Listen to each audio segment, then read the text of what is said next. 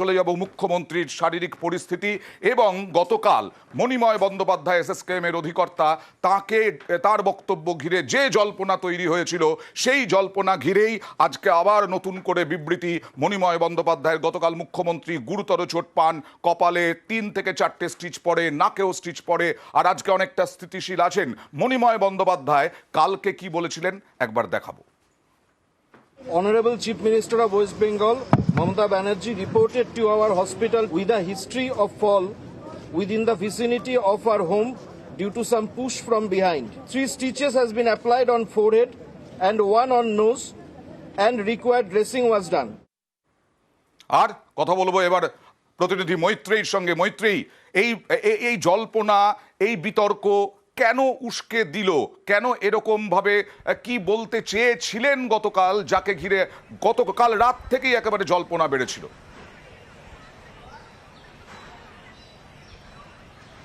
দেখো অয়ন, একেবারে যখন মুখ্যমন্ত্রী মমতা বন্দ্যোপাধ্যায়ের শারীরিক পরিস্থিতি কেমন রয়েছে সেটা জানানোর জন্য যখন মেডিকেল বুলেটিন প্রকাশ করা হচ্ছে, এই উডবার্ন ব্লকের সামনেই দাঁড়িয়ে মণিময় বন্দ্যোপাধ্যায় তিনি যখন তার মেডিকেল বুলেটিন বা কেমন আছেন মুখ্যমন্ত্রী মমতা বন্দ্যোপাধ্যায়, কি হয়েছিল তার, এই সমস্ত বিষয় যখন তিনি বলছেন, সেই সময় তিনি উল্লেখ করেন একটি শব্দযুগল। সেখানে তিনি বলেন পুশ ফ্রম বিহাইন্ড। এই শব্দবন্ধটাই কিন্তু বিতর্ককে দানা বাঁধে। পুশ ফ্রম বিহাইন্ড মানে কি? অর্থাৎ কেউ কি পিছন থেকে ঠেলেছিল?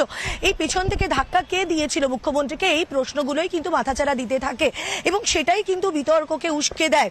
এরপরে গভীর রাতে মণিময় বন্দ্যোপাধ্যায় তিনি যদিও গোটা বিষয়টি নিজের বক্তব্যের একটি ক্লারিফিকেশন দেন এবং সেখানে তিনি বলেন যে পুশ ফ্রম বিহাইন্ড বলতে কেউ ফিজিক্যালি তাকে ধাক্কা মেরেছিল এমনটা নয়।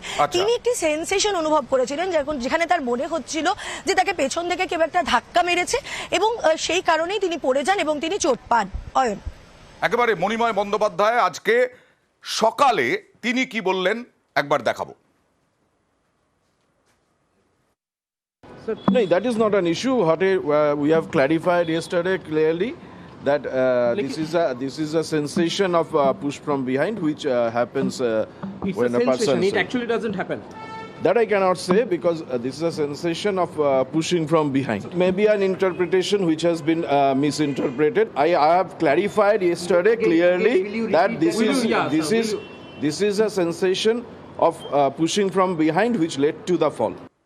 আরো একবার মৈত্রেয়ীর কাছে যাব। মৈত্রেয়ী, একটু নিশ্চয়ই নিউজ 18 বাংলার দর্শক যারা আছেন তারা উদ্বেগে আছেন, তৃণমূল কংগ্রেস কর্মী সমর্থকরা তারা উদ্বেগে আছেন, চিকিৎসকরা কি বলছেন, এখন কি অবস্থা, কতজনের টিম গঠন করা হয়েছে, তারা বাড়িতে গিয়ে কি পর্যবেক্ষণ করছেন, পরীক্ষা নিরীক্ষা করছেন, শারীরিক পরীক্ষা নিরীক্ষা?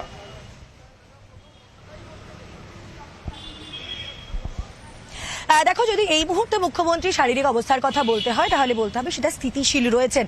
চিকিৎসকেরা আজকে সকালে যান, যেখানে মণিময় বন্দ্যোপাধ্যায় তিনি তো ছিলেনই, তার সঙ্গে সঙ্গে তার মেডিকেল টিমের অন্যান্য বিশেষজ্ঞরা তারা আজকে সকালে গিয়ে মুখ্যমন্ত্রীকে পরীক্ষা করে দেখে এসেছেন। তার রুটিন বেশ কিছু টেস্ট করা হয়েছে, যার মধ্যে ব্লাড প্রেশার, সুগারের মতো টেস্ট রয়েছে। তাকে আপাতত ব্যথা কমানোর ওষুধ তো দেওয়া হয়েছে, কারণ কপালে তার স্টিচ পড়েছে, সেই ব্যথা কমানোর ওষুধ দেওয়া হয়েছে। তার সঙ্গে সঙ্গে তার যে কনকাশন একটা মতো হয়েছিল তার জন্য যাতে তাকে একটা ইনফ্লামেশন কন্ট্রোলে রাখার জন্য একটি ওষুধ দেওয়া হয়েছে এবং তাকে আপাতত অবজারভেশনে রাখা হচ্ছে। এবং আমরা যেটা পিজি সূত্রে জানতে পারছি, আজকে সন্ধ্যেবেলা চিকিৎসকেরা আবার যাবেন মুখ্যমন্ত্রীকে দেখার জন্য। গতকালই কিন্তু neuro surgery, neuro medicine, cardiology সহ একাধিক বিভাগের বিশেষজ্ঞ ডাক্তাররা তারা মুখ্যমন্ত্রীকে দেখেন এবং সেই চিকিৎসক দলই কিন্তু মুখ্যমন্ত্রীকে পর্যবেক্ষণে রেখেছেন। একদম, নিশ্চয়ই আমরা পরবর্তী সময়ে আবার মুখ্যমন্ত্রীর শারীরিক পরিস্থিতি নিয়ে আপডেট নেব। এই মুহূর্তে চিকিৎসক শুদ্ধ সত্য চট্টোপাধ্যায়ের সঙ্গে কথা বলবো। ডক্টর চট্টোপাধ্যায়, কোন পরিস্থিতিতে একজন ব্যক্তি যখন পড়ে গিয়ে মানে হুমড়ি খেয়ে মুখ থুবড়ে পড়েন, সেই সময় কখন মনে হতে পারে যে কেউ পেছন থেকে ধাক্কা দিয়েছে তাকে? হ্যাঁ, প্রথমে আমি আমাদের মাননীয় মুখ্যমন্ত্রীর দ্রুত আরোগ্য কামনা করি। দেখুন আমাদের। হ্যাঁ ডক্টর চট্টোপাধ্যায়, আমরা চেষ্টা করছি তার সঙ্গে কথা বলার। কখন, কোন অবস্থায় একজন ব্যক্তি পড়ে যান এবং হঠাৎ করে পড়ে গেলেন? ডক্টর চট্টোপাধ্যায় বলুন। ডক্টর চট্টোপাধ্যায় শোনা যাচ্ছে? আমি শুনতে পাচ্ছি। বলুন বলুন বলুন। না, আপনার কোনো অডিও আমরা পাচ্ছি না।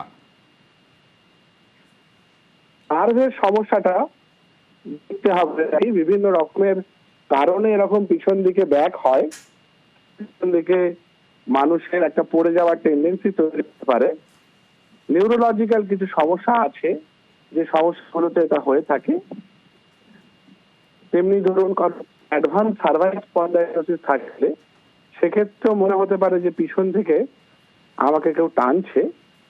আর পায়ের ক্ষেত্রে অনেক দেখা যায় যে আমরা কিছুদিন যেমন আর হাঁটুতে একটা সমস্যা হয়েছিল, হাঁটু কোমরের যদি কোনো সমস্যা থাকে, দীর্ঘমেয়াদী অস্টিওআর্থ্রাইটিস বা ওই জাতীয় কোনো সমস্যা, তো সেক্ষেত্রেও কিন্তু অনেক সময় দেখা যায় যে পায়ের দিক থেকেও মনে হয় যেন পাটা কেউ পিছনে টেনে রেখেছে বা আটকে রেখেছে, সেটাও একটা পড়ে যাওয়ার সম্ভাবনা হতে পারে। ওনার বয়স এখন প্রায় 70-এর উপর, তাই না, এই 70 হয়নি। তিনটে সমস্যাও থাকতে পারে। তিনটে সমস্যা যে কোনো সমস্যা থেকে এনার প্রবলেম হতে পারে। ধন্যবাদ। অর্থাৎ এই ধরনের সমস্যা থাকলে পরে কেউ একজন পেছন থেকে ধাক্কা মেরেছেন বা টেনে ধরেছেন, এই রকম অনুভূতি হতে পারে।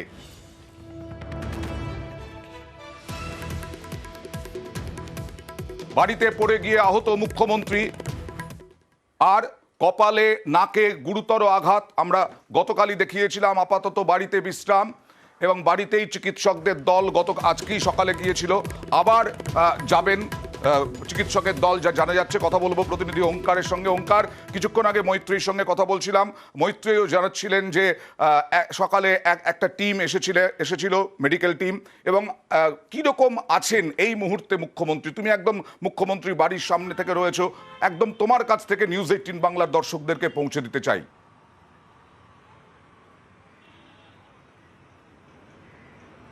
একদমই, দেখো, মুখ্যমন্ত্রী মমতা বন্দ্যোপাধ্যায় তার শারীরিক অবস্থা এই মুহূর্তে স্থিতিশীল রয়েছে। এসএসকেএম হাসপাতালে চিকিৎসক যে টিম রয়েছে, সেই চিকিৎসক দল কিন্তু মুখ্যমন্ত্রী মমতা বন্দ্যোপাধ্যায়ের যারা ঘনিষ্ঠ আত্মীয় রয়েছেন তাদের মারফত টেলিফোনের মাধ্যমে তারা কিন্তু মুখ্যমন্ত্রীর খবর নিচ্ছেন, এবং প্রয়োজন অনুভব করলে এসএসকেএম হাসপাতাল থেকে একটি মেডিকেল টিম মুখ্যমন্ত্রী মমতা বন্দ্যোপাধ্যায়ের বাসভবনে আসবে এবং এসে তার পরীক্ষা নিরীক্ষা করবেন। এবং তারা যদি আসেন, সেক্ষেত্রে গতকালকে যে ধরনের পরীক্ষাগুলি করা হয়েছে, অর্থাৎ ডপলার টেস্ট থেকে আরম্ভ করে সিটি স্ক্যান, সেই সমস্ত রিপোর্টগুলো কিন্তু সঙ্গে করে নিয়ে আসবেন, যে ফার্দার চিকিৎসা কি ধরনের প্রয়োজনীয়তা রয়েছেন মুখ্যমন্ত্রীর, সেই বিষয়গুলি সংক্রান্ত সম্পর্কেই তারা কিন্তু পর্যালোচনা করবেন। সামগ্রিকভাবে যেহেতু তাকে ব্যথা কমানোর ওষুধ দেওয়া হয়েছে গতকালকেই, তাই তাকে সময় মতো খাওয়া দাওয়া করার পরামর্শ কিন্তু চিকিৎসকদের তরফ থেকে দেওয়া হয়েছে, এমনটাই এসএসকেএম এর তরফ থেকে আমরা এখনো পর্যন্ত জানতে পারছি। সামগ্রিকভাবে মুখ্যমন্ত্রী মমতা বন্দ্যোপাধ্যায়, তার কপালে 3টে সেলাই রয়েছে এবং নাকে একটি সেলাই রয়েছে। এর জন্যই কিন্তু আপাততভাবে তাকে বিশ্রামে থাকার পরামর্শ চিকিৎসকদের তরফে দেওয়া হয়েছে। সামগ্রিকভাবে তার শারীরিক অবস্থা এই মুহূর্তে স্থিতিশীল রয়েছে বলেই এখনো পর্যন্ত আমরা জানতে পারছি। বেশ, নিশ্চয়ই আরো আপডেট আমরা নেব তোমার কাছ থেকে। একদম ঘন্টায় ঘন্টায় আপডেট দেখাবো মুখ্যমন্ত্রীর শারীরিক পরিস্থিতির। আর মুখ্যমন্ত্রী এইভাবে পড়ে যাওয়ায়, এইভাবে আহত হওয়ায় দেশ জুড়ে বিভিন্ন নেতা নেতৃবৃন্দ তারা বার্তা দিয়েছেন, উদ্বেগ প্রকাশ করেছেন। রাজ্য জুড়েও উদ্বিগ্ন। তারাপীঠের ছবি দেখছেন, সেখানে পুজো দিচ্ছেন তৃণমূল নেতৃত্ব, মুখ্যমন্ত্রী যাতে দ্রুত সুস্থ হয়ে ওঠেন। আর আশিস বন্দ্যোপাধ্যায়কে দেখতে পেলেন, অভিজিৎ সিনহাকে দেখতে পেলেন তৃণমূল কংগ্রেসের, কি বলছেন তারা দেখুন। মায়ের কাছে প্রার্থনা জানাতে আমাদের সভানেত্রী মাননীয় মুখ্যমন্ত্রী মমতা বন্দ্যোপাধ্যায়ের আরোগ্য কামনা। তিনি তাড়াতাড়ি সুস্থ হয়ে উঠুন, তিনি বিপদমুক্ত থাকুন, এই প্রার্থনা জানাতেই আমরা এসেছি। সকলেই, কমিটির সকল সদস্য তারা নিজ নিজ জায়গায় মানে মমতা বন্দ্যোপাধ্যায়ের আরোগ্য কামনায় সবাই মায়ের কাছে। বিষ্ণুপুরে বিভিন্ন জায়গাতেই আপনারা দেখছেন সল্টলেকের ছবি, সেখানেও যজ্ঞ হয়। মমতা বন্দ্যোপাধ্যায় যাতে সুস্থ হয়ে ওঠেন তার জন্য যজ্ঞ চলছে। এছাড়াও সল্টলেকের ছবি দেখালাম, বিষ্ণুপুর, বাঁকুড়ার বিষ্ণুপুরের ছবি দেখছেন আপনারা। বাঁকুড়ার বিষ্ণুপুরেও একেবারে মন্দিরে পুজো, মমতা বন্দ্যোপাধ্যায়ের সুস্থতা প্রার্থনা করে পুজো দেওয়া হয়। বিভিন্ন জায়গায় এই রকম চলছে, গোটা রাজ্যে এই রকম ছবি বিভিন্ন জায়গায়।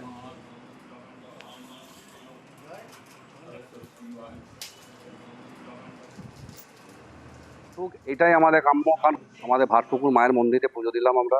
মায়ের কাছে একটাই প্রার্থনা, আমাদের মমতাময়ী মা তিনি সুস্থ হয়ে উঠুক, এটাই আমাদের কাম্য, কারণ সারা বাংলা তার দিকে তাকিয়ে আছে। আর ডায়মন্ড হারবারের ছবি দেখাবো। ডায়মন্ড হারবারে দেখুন, সেখানেও পুজো দেওয়া হলো, মমতা বন্দ্যোপাধ্যায়ের সুস্থতা কামনা করে, প্রার্থনা করে প্রার্থনা চলল তৃণমূল কংগ্রেসের কর্মী সমর্থকদের, এবং সাধারণ মানুষও, বেশ কিছু সাধারণ মানুষ তারাও এই সময় পুজো দিচ্ছেন, প্রার্থনা করছেন। আমাদের এলাকার জাগ্রত মা তারার কাছে আমরা সবাই ছুটে এসেছি মায়ের কাছে প্রার্থনা করতে। মাগো আমাদের দেশের সেবক রূপকার দরদি মুখ্যমন্ত্রী যাতে দ্রুত সুস্থ হয়ে ওঠেন। আর কালীঘাটের পুজো দেখুন, কালীঘাটেও পুজো দিতে গেছেন বহু তৃণমূল কংগ্রেস কর্মী সমর্থক। 93 নম্বর ওয়ার্ড থেকে যাওয়া হয়েছে, কালীঘাটেও পুজো দিচ্ছেন অনেকেই মমতা বন্দ্যোপাধ্যায়ের সুস্থতা কামনা করে। আমাদের মা মাটি মানুষের মার যে আঘাত লেগেছে তার জন্য সকালেই আজকে আমরা কালীঘাটে মায়ের কাছে পুজো দিয়ে মা মাটি মানুষের মা তাড়াতাড়ি দ্রুত আরোগ্য কামনার জন্য আমরা এখানে এসেছি। আর কাঁথির ছবি দেখাবো, কাঁথিতেও যজ্ঞ চলছে, গোটা রাজ্য জুড়েই যজ্ঞ, প্রার্থনা। মমতা বন্দ্যোপাধ্যায় যাতে দ্রুত সুস্থ হয়ে উঠে আবার রাজনীতির ময়দানে লোকসভা ভোটের প্রচারে নামতে পারেন, লোকসভা ভোটের তৃণমূল কংগ্রেসের হয়ে যাতে দ্রুত তিনি প্রচারে নামতে পারেন এবং সুস্থ হতে পারেন, তার জন্যই এই প্রার্থনা যজ্ঞ রাজ্য জুড়ে। আর শিলিগুড়িতেও এইরকম পুজো হয়েছে, পুজো দেওয়া হয়েছে। আর আজকে গৌতম দেব কি বললেন দেখুন। খুবই শকড, আমরা খুবই মর্মাহত, হতচকিত হয়ে গেছি, কারণ একদিন আগেই উনি আমাদের এখানে ছিলেন, অনেকগুলো প্রোগ্রাম ইত্যাদি কথা বলেছেন। 45 বছর একসাথে কাজ করছি, ওনার নানান উত্থান পতনে আমি সাক্ষী, কিন্তু দিদি সবসময় নিজের প্রতি খুবই অবহেলা আছে ওনার। উনি আমাদের সবাইকে বলেন যে সাবধানে থাকো, সাবধানে চলো, আস্তে গাড়ি চালাও, কষ্টের মধ্যে আছি, প্রার্থনা করবো সর্বশক্তিমান ঈশ্বরের কাছে শক্তি দিন দিদিকে, এবং তিনি খুব তাড়াতাড়ি তিনি সুস্থ হয়ে স্বাভাবিক ছন্দে স্বাভাবিক জীবনে ফিরে আসুন। সবাই এরকম প্রার্থনা করছেন। হাওড়াতেও প্রার্থনা চলছে, পুজো চলছে, যজ্ঞ চলছে। হাওড়াতেও বেশ কয়েকজন তারা পুজো দিচ্ছেন। গতকাল রাত থেকেই পুজো শুরু হয়ে গেছে, যজ্ঞ শুরু হয়ে গেছে মমতা বন্দ্যোপাধ্যায়ের সুস্থতা কামনা করে। আপনারা দেখছেন হাওড়ার ছবি, যজ্ঞ। এরকম রাজ্য জুড়ে বিভিন্ন জায়গায় যজ্ঞ চলছে। বাঁকুড়ার ছবি, বিষ্ণুপুরের ছবি আগে দেখিয়েছি, এবার বাঁকুড়ার ছবি। অরূপ চক্রবর্তী, যিনি প্রার্থী হয়েছেন এবার লোকসভায়, তিনি পুজো দিলেন, অরূপ চক্রবর্তী পুজো দিলেন তৃণমূল কংগ্রেস নেত্রী মমতা বন্দ্যোপাধ্যায় যাতে দ্রুত সুস্থ হয়ে ওঠেন। কি বললেন দেখুন। বাংলার মুখ্যমন্ত্রী মমতা বন্দ্যোপাধ্যায় আমাদের দলনেত্রী, আমাদের অভিভাবক, দলের বাংলার অভিভাবক, তার একটা দুর্ঘটনা ঘটেছে, তার আরোগ্য কামনার জন্য আমরা মায়ের কাছে আশীর্বাদ চাইলাম। দ্রুত আরোগ্য কামনা করছি, কারণ সামনে বিরাট যুদ্ধ, নির্বাচনী যুদ্ধ, সেই নির্বাচনী যুদ্ধে আমাদের জয়লাভ করতে হবে, তাই মায়ের আশীর্বাদ চাইলাম। এবার আরো কিছু ছবি দেখাবো। রাজ্য জুড়েই, গোটা রাজ্য জুড়েই কালনায় দেখুন, কালনাতেও পুজো দেওয়া হচ্ছে। মমতা বন্দ্যোপাধ্যায় যাতে দ্রুত সুস্থ হয়ে ওঠেন সেই প্রার্থনার জন্য পুজো দেওয়া হলো। আর বহরমপুরের ছবি দেখাবো। বহরমপুরেও দেখুন, দিদির দ্রুত সুস্থতা কামনা করি এই বলে ছবি নিয়ে, মমতা বন্দ্যোপাধ্যায়ের ছবি নিয়ে বহরমপুরেও পুজো। একেবারে বিভিন্ন জায়গাতেই, আবার বলছি, বলা যায় রাজ্য জুড়ে। আলিপুরদুয়ারের ছবি সঙ্গে সঙ্গে চেঞ্জ করে দিলাম আমরা। আলিপুরদুয়ারের ছবি দেখুন, মোমবাতি জ্বালিয়ে প্রার্থনা, পুজো দেওয়া। সবাই তৃণমূল কংগ্রেস কর্মী সমর্থকরা তারা চাইছেন দ্রুত মুখ্যমন্ত্রী মমতা বন্দ্যোপাধ্যায়, তৃণমূল নেত্রী মমতা বন্দ্যোপাধ্যায় তিনি দ্রুত সুস্থ হয়ে উঠুন।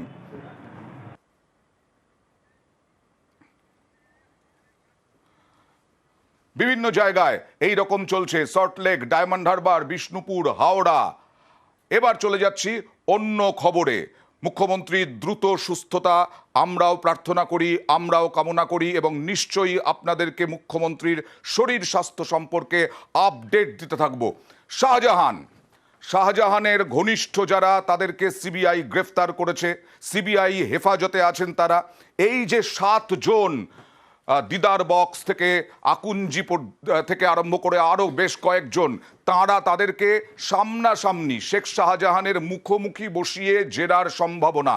কেন মুখোমুখি বসিয়ে জেরা করতে চান সিবিআই আধিকারিকরা? কথা বলবো প্রতিনিধি অমিতের সঙ্গে। অমিত।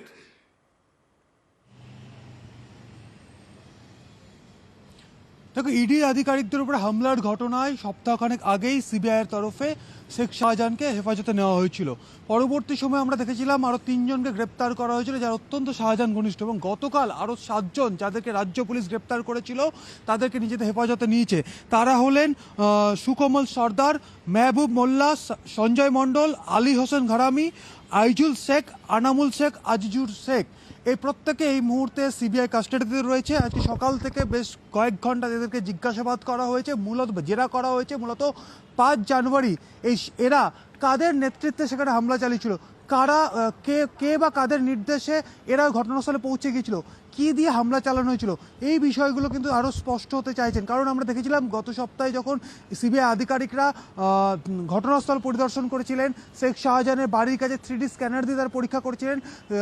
কেন্দ্রীয় ফরেন্সিক ল্যাবে যে সায়েন্টিস্ট তারা গাড়িগুলো পরীক্ষা করেছিলেন, গাড়ির নমুনা সংগ্রহ করেছিল। তারা যারা বারবার একটা বিষয় বোঝার চেষ্টা করছিল, হামলা ধরন কী ছিল, কী ধরনের ওয়েপন ব্যবহার করা হতে পারে। তারা বিভিন্ন জনকে সেই বিষয়ে জিজ্ঞাসাবাদ করেছে। সেক্ষেত্রে যে 7 জনকে গতকাল নিজেদের হেফাজতে নিয়েছে সিবিআই, তারা কাদের নির্দেশে সেখানে পৌঁছেছিল, তাদের পরিচয় কি, তারা কি শেখ শাহজাহানের কোনো ব্যবসার সঙ্গে যুক্ত ছিলেন, বা কোনো খামারে তারা কাজ করতেন, বা ভেরিতে কাজ করতেন, জিয়াউদ্দিনের মারফত তারা এসেছিলেন, নাকি ফারুকের নির্দেশে তারা এসেছিলেন, বা মাহফুজার নির্দেশে, এই বিষয়গুলো। এই কারণেই কিন্তু এখনো পর্যন্ত জিয়াউদ্দিন এই মুহূর্তে সিবিআই কাস্টাডিতে রয়েছে, ফারুক রয়েছে সিবিআই কাস্টাডিতে, দিলদার নিজে রয়েছে, এমনকি শাহজাহান রয়েছে। এদের প্রত্যেকের মুখোমুখি বসিয়ে জেরার একটা সম্ভাবনা তৈরি হয়েছে। খুব শীঘ্রই এদেরকে মুখোমুখি বসিয়ে জেরা করা হবে, এবং সূত্র খোঁজা হচ্ছে যে কি কারণে, কাদের নির্দেশে, কিভাবে ঘটনা পুরো ঘটেছিল, পরিকল্পনাকার, এই পুরো বিষয়টা কিন্তু জানার চেষ্টা করছেন সিবিআই আধিকারিকরা। নিশ্চয়ই আমরা পরবর্তী সময়ে শেখ শাহজাহানকে মুখোমুখি বসিয়ে এই 7 জনকে জেরায় কি উঠে এলো সেই খবর, সেই তথ্য আপনাদেরকে দেব। আর আজকে শেখ শাহজাহান দেখতে পাচ্ছেন, শেখ শাহজাহান, ফারুক আকুঞ্জি এবং দিলদার বক্স, জিয়াউদ্দিন, এই সবাইকে আজকে মেডিকেল করতে নিয়ে যাওয়া হয়েছে। যা নিয়ম থাকে, সিবিআই হেফাজতে থাকলে বা ইডি হেফাজতে থাকলে বা পুলিশ হেফাজতে থাকলে এদেরকে সময় মতো 2 দিন 1 দিন অন্তর 24 ঘন্টা অন্তর স্বাস্থ্য পরীক্ষার, সেই অনুযায়ী স্বাস্থ্য পরীক্ষা।